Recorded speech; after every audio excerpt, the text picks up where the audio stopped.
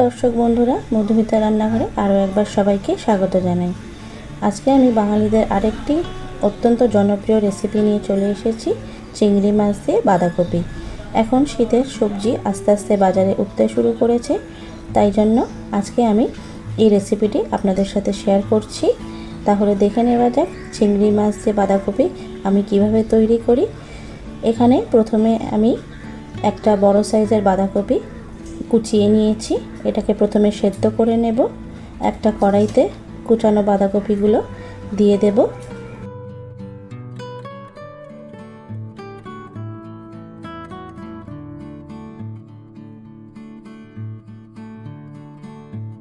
তার সাথে দিয়ে দিলাম 1 টিস্পুন মতো নুন আর কিছু পরিমাণ জল। বেশ কিছু পরিমাণ একটু জল দিয়ে দিয়েছি যাতে বাঁধাকপিটা ভালোভাবে সেদ্ধ হয়ে আসে। ঢাকাটা দিয়ে দিলাম। 7-8 মিনিট পর ঢাকাটা সরিয়ে নিলাম। বাঁধাকপি অনেকটা মজে এসেছে, নরম হয়ে এসছে। একটু তলা থেকে এভাবে করে নাড়িয়ে দিলাম যাতে পুড়ে না যায়। এরপর বাঁধাকপিটাকে আমি জল ঝরিয়ে নেব।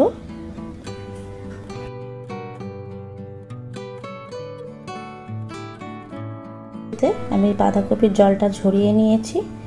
এরপর চলে যাব রান্নায়। বেশ কিছু পরিমাণ সর্ষের তেল নিয়েছি, তাতে 10-12টা মতো চিংড়ি মাছ নুন হলুদ মাখিয়ে ফ্রাই করে নেব।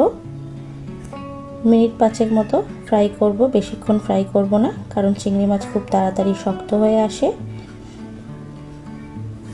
এরপর চিংড়ি মাছগুলোকে আমি একটি অন্য পাত্রে তুলে নিলাম। ওই একই তেলের মধ্যে টুকরো করে কেটে রাখা একটা আলু ভেজে নেব। আলুগুলো মিনিট 5 মতো ফ্রাই করে নেব, একটু লালচে হয়ে আসা অবধি। আলুগুলো ভালো করে ফ্রাই করা হয়ে গেছে। এগুলোকেও আমি তুলে নিলাম অন্য একটা পাত্রে।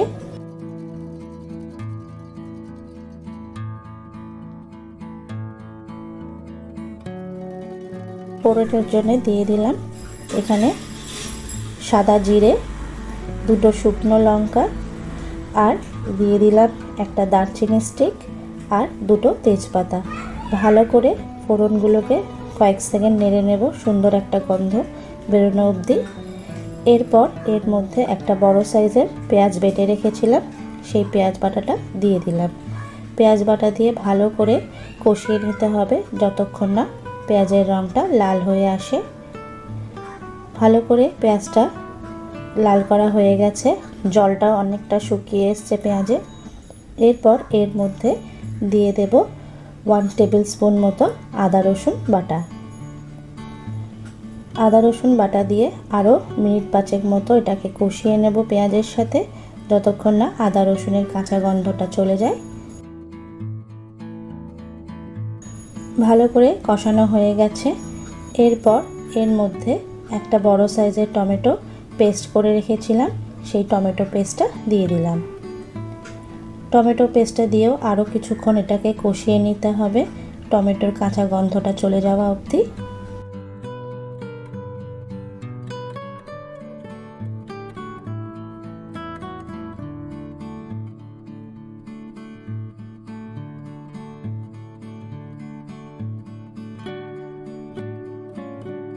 সাত 8 মিনিট ধরে টমেটোটাকে পেঁয়াজের সাথে ভালো করে কষিয়ে নিয়েছি। এরপর দিয়ে দিলাম 1 টিস্পুন মতো নুন, 1 টিস্পুন মতো হলুদ গুঁড়ো, 1 টিস্পুন মতো কাশ্মীরি লঙ্কার গুঁড়ো, 1 টিস্পুন মতো জিরের গুঁড়ো, 1 টিস্পুন মতো ধনের গুঁড়ো। সামান্য জল অ্যাড করে দিয়েছি। এখন মশলাটাকে ভালো করে কষিয়ে নিতে হবে যতক্ষণ না মশলা থেকে তেলটা ছেড়ে যায় আর মশলার কালারটাও চেঞ্জ হয়ে আসে। এর মধ্যেই আমি দিয়ে দিলাম টুকরো করে কেটে রাখা আলুগুলো ভেজে রেখেছিলাম। আলু আর মশলাটাকে একসাথে কষিয়ে নিলে আলুর টেস্টটা আরও ভালো হয় খেতে। এইভাবে করে আলুটাকে কষিয়ে নিলে আলুটা তাড়াতাড়ি সিদ্ধ হয়ে যায়। ভালো করে কষানো হয়ে গেছে আলুর সাথে পেঁয়াজ বাটাটাকে মশলার। এরপর সিদ্ধ করে রাখা বাঁধাকপিটা এর মধ্যে দিয়ে দেব।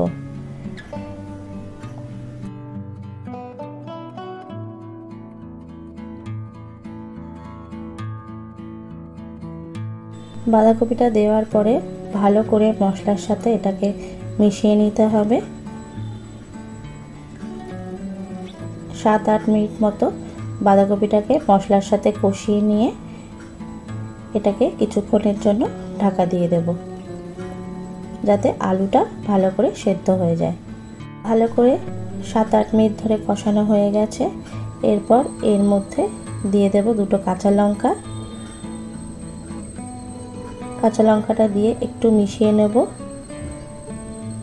তারপর এটাকে ঢাকা দিয়ে দেব আলুটা সেদ্ধ হওয়ার জন্য।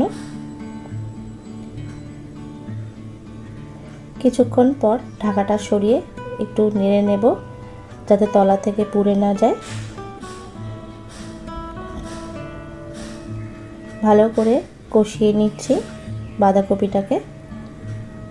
একটা আলু নিয়ে দেখে নেব যে আলুটা সেদ্ধ হয়েছে কিনা। আলুটা ভালোভাবে সেদ্ধ হয়ে গেছে। এরপর এর মধ্যে দিয়ে দিলাম 1 টেবিল স্পুন মতো চিনি আর ভেজে রাখা চিংড়ি মাছগুলো। বাঁধাকপি একটু মিষ্টি খেতে ভালো লাগে, যারা মিষ্টিটা পছন্দ করেন না তারা চিনিটা স্কিপ করতে পারেন। ভালো করে চিনিটা আর চিংড়ি মাছটাকে বাঁধাকপির সাথে মিশিয়ে নেব।